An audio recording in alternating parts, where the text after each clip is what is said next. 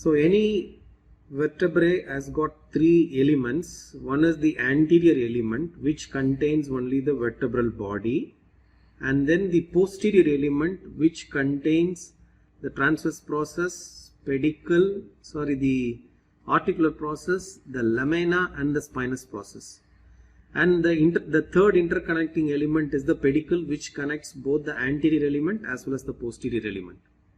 So now if you look at how to differentiate the vertebra of the cervical vertebra, thoracic and the lumbar vertebra, because it is more important to us since we are going to perform the epidural injection in all the three levels.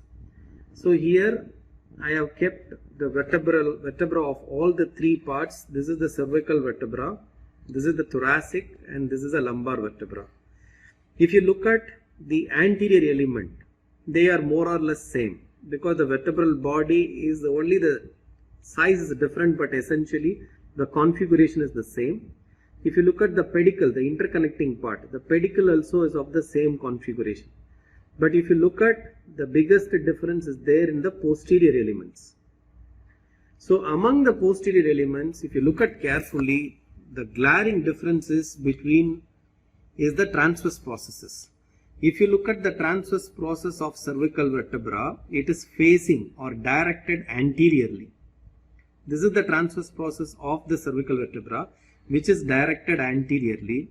Whereas if you look at the transverse process of the thoracic vertebra, it is diagonally opposite, it is facing backwards.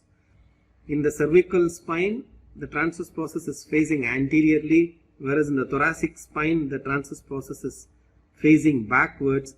Whereas if you look at the lumbar vertebra, the transverse process is facing exactly on the lateral side.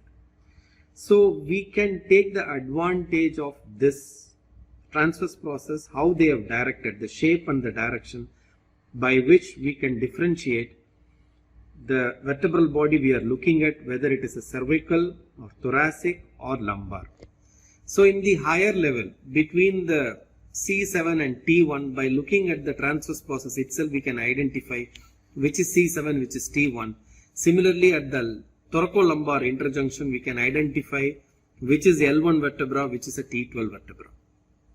So now, by using this information, we will see how it will look in the vertebral column.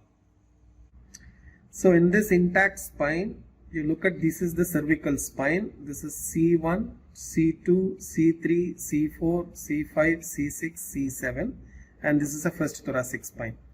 If you look at a C7, this is a spinous process, continue as a lamina and end up in the transverse process.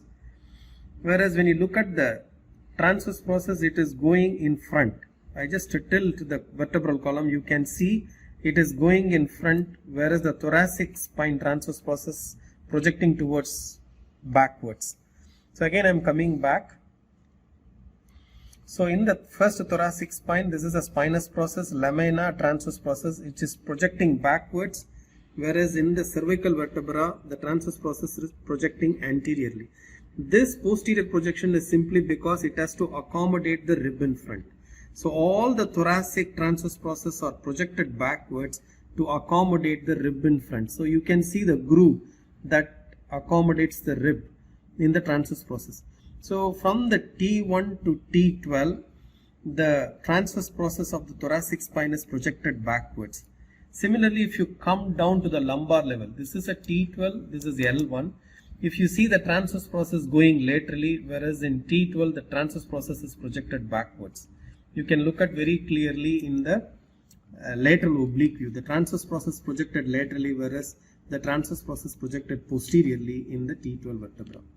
So these two informations you can either count from here by identifying what is the direction of the transverse process.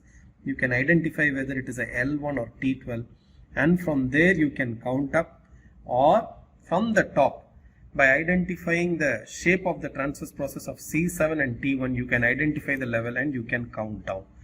So now if you keep the ultrasound probe like this, so how the image will look like. Since the transverse process is moving forward, the image can be like this. This is the spinous process. it is continue as a lamina and end up as a transverse process. So the shape will be like this. Whereas if I go to the T1, so this is the spinous process, this is the lamina, but the transverse process again projected backwards. This is the transverse process, lamina, and then the spinous process. So by looking at the change in the shape, we can identify which is C7 and which is T1.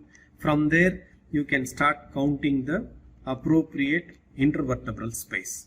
So now let us see how we will do this in the real-time scanning in a volunteer model.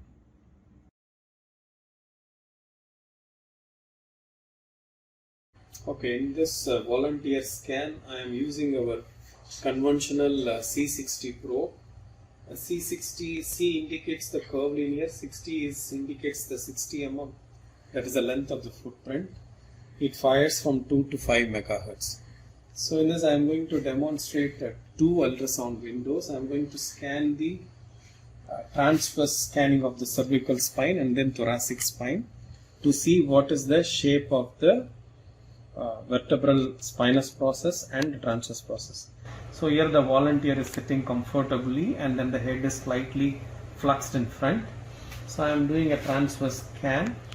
First I will keep it in the midline and come slightly towards the lateral side. That is I am just looking at the paraspinous area. So I am going to move my probe above and down to evaluate the shape of the cervical transverse process and then the thoracic transverse process. So now if you focus on the screen, so I'm going to scan above and then down. So if you look at the center one, this is the spinous process, this is the lamina that ends up in the transverse process.